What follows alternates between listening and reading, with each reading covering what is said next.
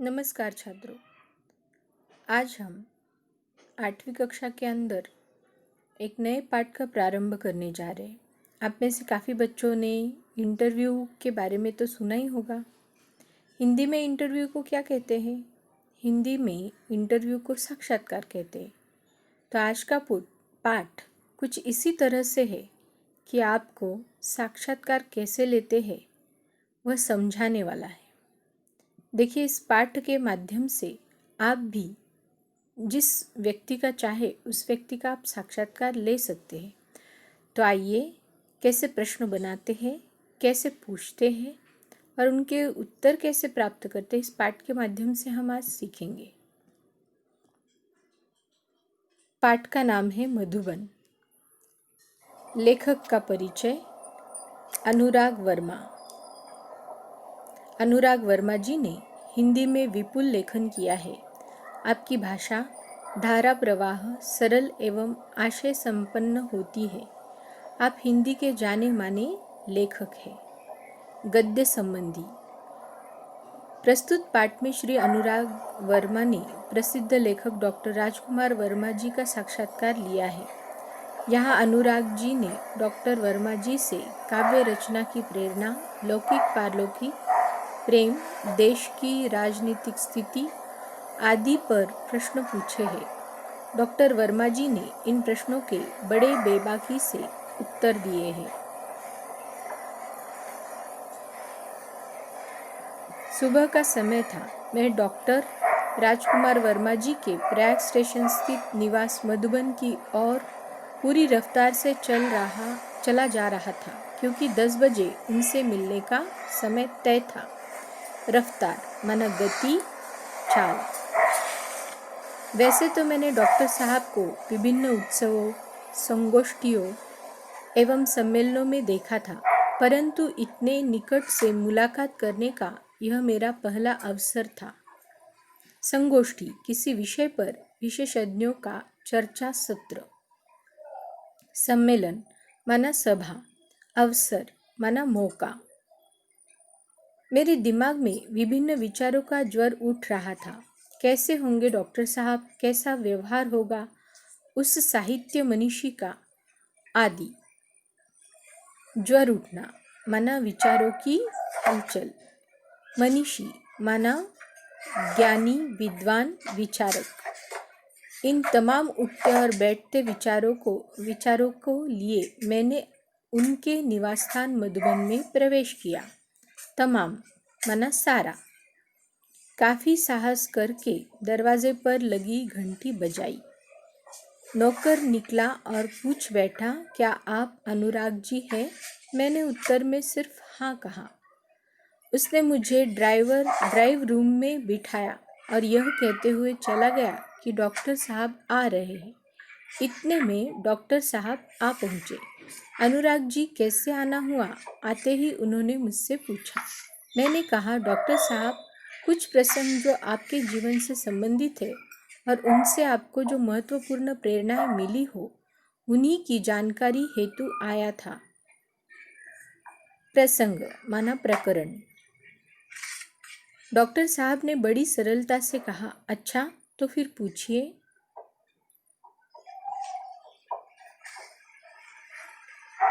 प्रश्न, डॉक्टर साहब, काव्य रचना की प्रेरणा आपको कहाँ से और कैसे प्राप्त हुई? इस संदर्भ में कोई ऐसा प्रसंग बताने का कष्ट करे जिसने आपके जीवन के अंतर्गत पहलुओं को महत्वपूर्ण मोड़ दिया हो। संदर्भ माना वर्णित प्रसंग। कष्ट माना पीड़ा। अंतरंग माना घनिष्ठ। उत्तर, पहले तो मेरे जीवन में समाज की अंध व्यवस्था के प्रति विद्रोह अपने आप ही उदित हुआ। विद्रोह माना बगावत। उदित होना माना जागृत होना। सन 1921 में जब मैं केवल 15.5 वर्ष का था, गांधी जी के असहयोग आंदोलन में पारिवारिक एवं सामाजिक व्यवधानों से संघर्ष करते हुए मैंने भाग लिया। असहयोग, सहयोग का अभाव। व्यवधान माना बाधा। उस समय स्कूल छोड़ने की बात तो सोची भी नहीं जा सकती थी, मगर मध्य प्रदेश के अंतर्गत नरसिंहपुर में मौलाना शौकत अली साहब आए और बोले, गांधी जी ने कहा है कि अंग्रेज़ों की तालीम गुलाम बनने का एक नुस्खा है। उस समय स्कूल छोड़ने की बात तो तालीम माना शिक्षा उद्देश्य। तत्पश्चात आवाज़ तेज करते हुए कहने लगे, है कोई माई का लाल जो कह दे कि मैं कल से स्कूल नहीं जाऊंगा। तत्पश्चात माना उसके बाद। मैंने अपनी माँ के आगे बड़ी ही श्रद्धा से स्कूल न जाने की घोषणा कर दी। सभी लोग सकते में आ गए। सकते में आना माना घबराना, अति भयभीत होना। बात भी अजीब थी। उन दिनों एक डिप्टी कलेक्टर का लड़का विद्रोह कर जाए। लोगों ने बहुत समझाया, पिताजी की नौकरी की बात कही, परंतु मैं घर से निकल पड़ा क्योंकि गांधी जी का आदेश मानना था। इस प्रकार सर्वप्रथम मैंने सत्य एवं देश के लिए विद्रोह किया। विद्रोह माना उपद्रव, क्रांति। तब तक मैं 16 वर्ष का हो चुका था और राष्ट्रीय ध्वज लेकर नगर में प्रभात फेरी के लिए निकल पड़ा। यह बात सन 1921 की है और इसी समय मैंने देश प्रेम का एक नीति सीखा।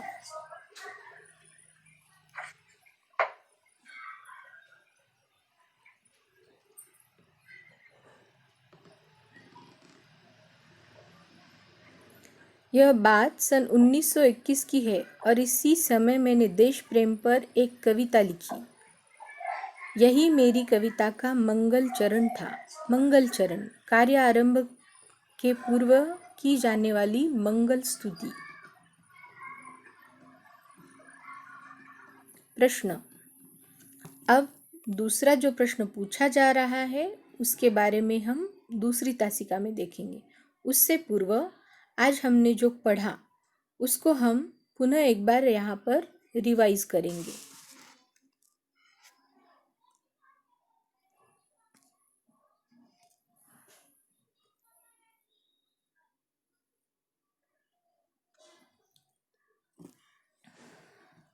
देखिए, परिचय अनुराग वर्मा जी का।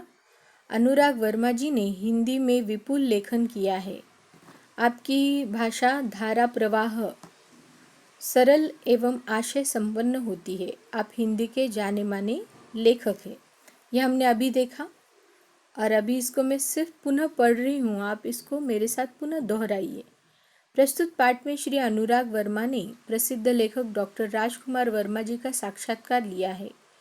यहाँ अनुराग जी ने डॉक्टर वर्मा जी से उनकी काव्य रचना की प्रेरणा, लौकिक पारलौकिक प्रेम, देश की राजनीतिक स्थिति आदि पर प्रश्न पूछे हैं। डॉक्टर वर्मा जी ने इन बातों के बड़े बेबाकी से उत्तर दिए हैं।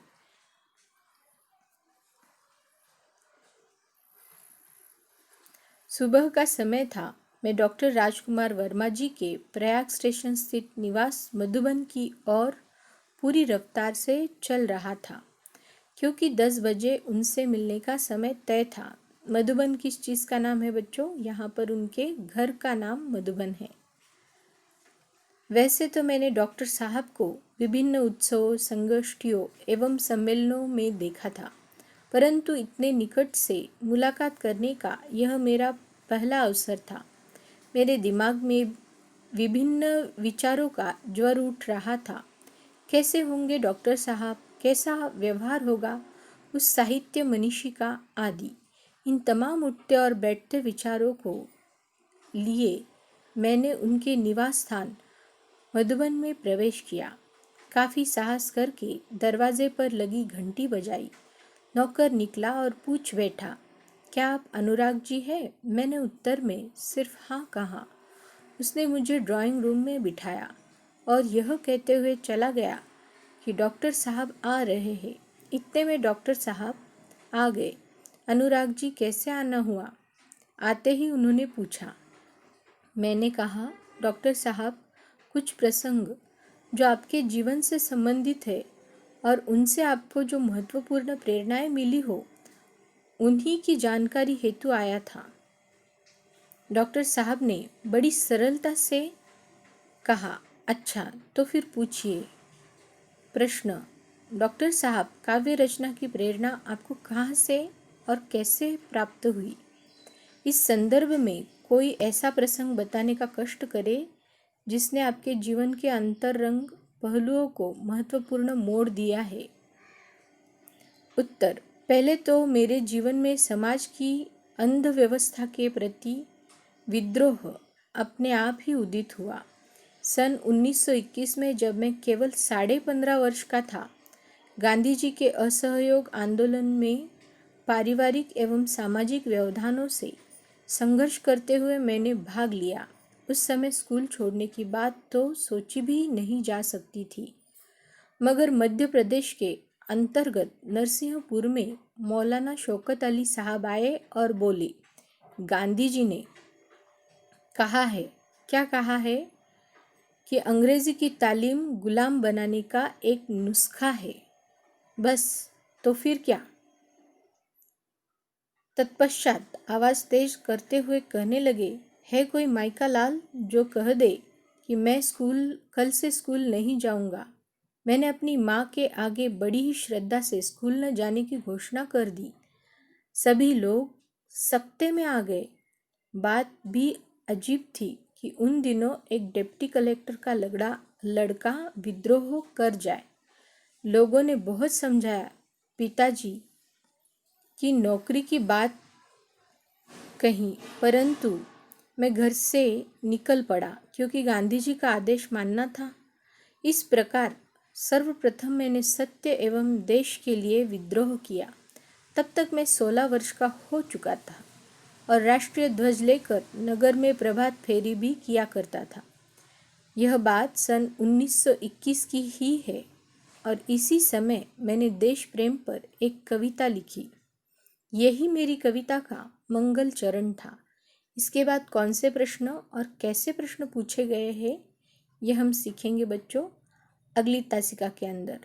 और आपको जो समय समय पे प्रश्न पूछे जा रहे हैं वो प्रश्नों के उत्तर आपने लिखने हैं।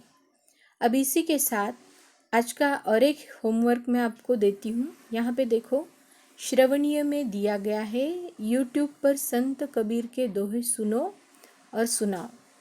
तो अगली तासिका में हम सुनेंगे भी, आपको सुनाएंगे भी, लेकिन आपको एक काम करना है, लेखनीय। यहाँ ध्यान दे, साक्षात्कार लेने के लिए किन किन प्रश्नवाचक शब्दों का प्रयोग हो सकता है, सूची तैयार करो।